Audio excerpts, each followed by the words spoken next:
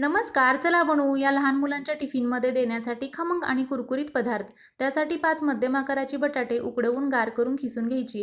त्यामध्ये आवडीनुसार हिरवी मिरची, पाव चमचा काळी मिरी पावडर, अर्धा चमचा गरम मसाला, हळद, बेडगी मिरची पावडर, एक छोटी वाटी किसलेलं चीज, मध्यम आकाराचा कांदा बारीक चिरून टाकायचा, भरपूर कोथिंबीर चिरून टाकायची, 3 चमचे ज्वारीचं आणि 3 चमचे बेसनाचं पीठ तेल न टाकता खमंग भाजून टाकायचं. चवीनुसार मीठ टाकून पाणी न घालता घट्टसर भिजवून घ्यायचं. थोडंसं तेल टाकून एकजीव करून घ्यायचं. त्यानंतर हाताला तेल लावून छोट्या छोट्या आकाराचे नगेट्स बनवून घ्यायचे. तुमच्या आवडीनुसार तुम्ही कोणताही आकार देऊ शकता. रव्याने कोट करून घ्यायचं. सर्व नगेट्स एकदमच बनवून रव्याने कोट करून ठेवायचे.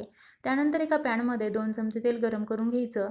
मध्यम आचेवरती 4 ते 5 मिनिट नगेट्स दोन्ही साईडनी खमंग आणि कुरकुरीत होईपर्यंत परतून घ्यायचे. संध्याकाळच्या चहासोबत गरमागरम नगेट्स बनवू शकता किंवा लहान मुलांच्या टिफिनमध्ये देऊ शकता.